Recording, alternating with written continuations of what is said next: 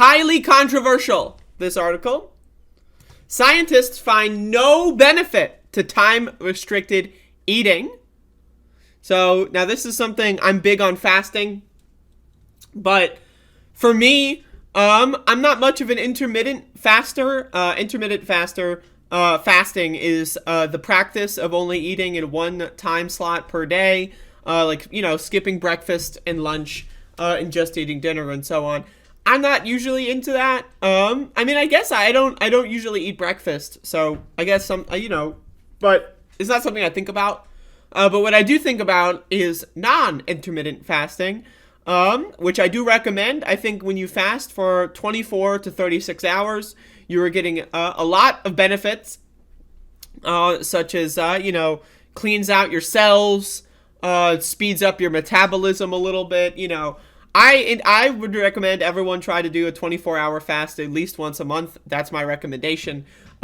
Intermittent fasting, some people have success with it. I think a lot of the success with intermittent fasting is just psychological. I think the psychological benefit of just saying, yeah, I don't eat breakfast or lunch, I don't eat until I get home from work, or, the psychological benefit of creating, the rules, I think, is the biggest benefit with intermittent fasting. I do still, after reading this article, think that intermittent fasting has benefits as well that are physical, but I think most of the benefits of intermittent fasting is psychological, and that's a good thing. But anyway, let's read. I'm very skeptical of this.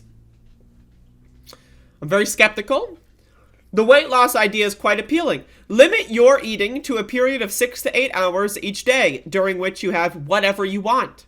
Now, I don't know about this whatever you want thing. Now, in my opinion, if you're eating whatever you want, right, then yeah, maybe intermittent fasting would help, because if you're eating ice cream and donuts and sandwiches made of ice cream and donuts, and you were eating that, 16 hours a day and you reduced it to 8 hours a day, that's a win, right? So I don't know, the whatever you want part,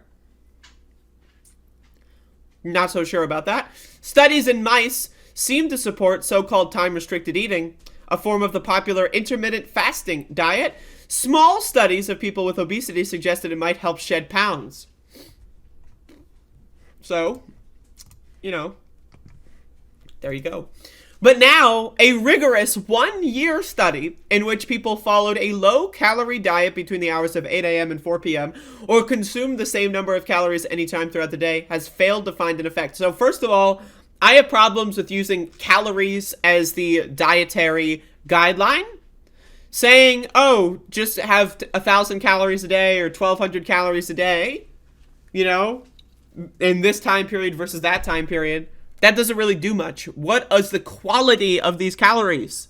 If I'm drinking 12 Coca-Colas from 8 a.m. to 4 p.m., is that the same thing as someone who's eating a healthy meal full of beans and rice and all that kind of stuff?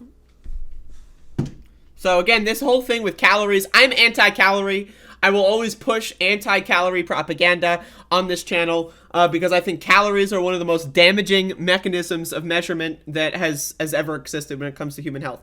That's my opinion. The bottom line, said Dr. Ethan Weiss, a diet researcher at the University of California, San Francisco. These goddamn coastal elites trying to tell you what and what not to eat. There is no benefit to eating in a narrow window. The study, published on Wednesday in the New England Journal of Medicine, was led by researchers at Southern Medical University in Guangzhou, China, and included 139 people with obesity. Women ate 1,200 to 1,500 calories a day, and men consumed 1,500 to 18 calories a day. What is the quality of these calories?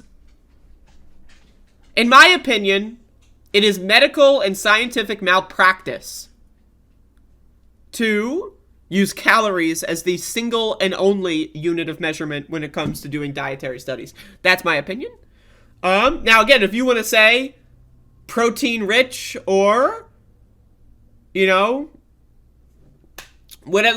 kinds of nutrition, micronutrients and macronutrients have a minimum threshold, right? That's one thing. But if the study is just about calories, I disagree big time.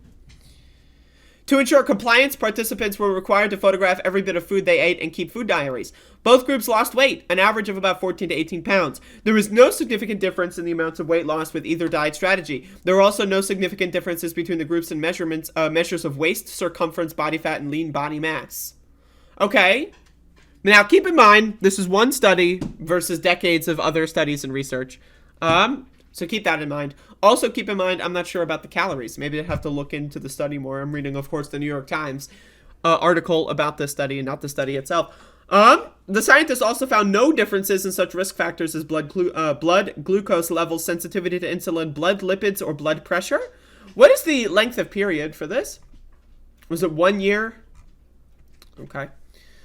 The new study is not the first to test time-restricted eating, but previous studies often were smaller, a shorter duration, and without control groups. That research tended to conclude that people lost weight by eating only during a limited period of time during the day. Dr. Weiss himself used to be a true believer in time-restricted eating and said that for 7 years he had only eaten between noon and 8 p.m. I mean, that's how I eat. I mean, sometimes I have breakfast before the show, but usually I don't just because, why, I'm not hungry, so. In previous research, he and his colleagues asked some of the 116 adult participants to eat 3 meals a day with snacks if they got hungry. And others were instructed to eat whatever they wanted between noon and 8 p.m. Again, the whatever you want. This idea, like there's a multitude of different like ideas being treated here. Like intermittent fasting is not eating whatever you want during that period of time. Now again, the psychological benefit to locking out hours of time, like saying, I don't eat breakfast, I only eat from noon to 8 or whatever. The psychological benefit in and of itself when it comes to people with eating disorders or food addictions, in my opinion, the psychological benefit is more than enough. It's good enough, right? But again, this idea that intermittent fasting is like, I eat whatever I want. I'm eating chicken and steak and French fries and I'm eating candy and fruit roll-ups, but as long as I eat, like, that's not,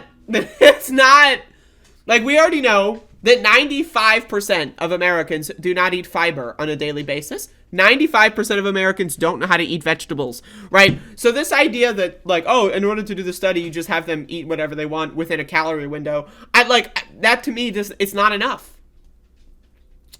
It's not enough to me. That's not anyone that's going to, like, try to talk about intermittent fasting and they're just saying, eat whatever you want. Like, yes, in my opinion, if you are eating whatever you want, you're eating ice cream sandwiches and donuts, that's all good. That's fine. You probably shouldn't, right? But you're not an evil person.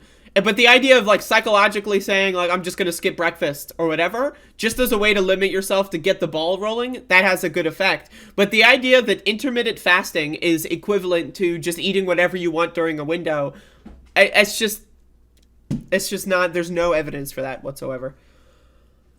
In previous research, he and his colleagues asked some of the 116 adult participants to eat 3 meals, blah, blah, blah. Participants lost a small amount of weight, an average of 2 pounds in the time-restricted eating group and 1.5 pounds in the control group, a difference that was not statistically significant.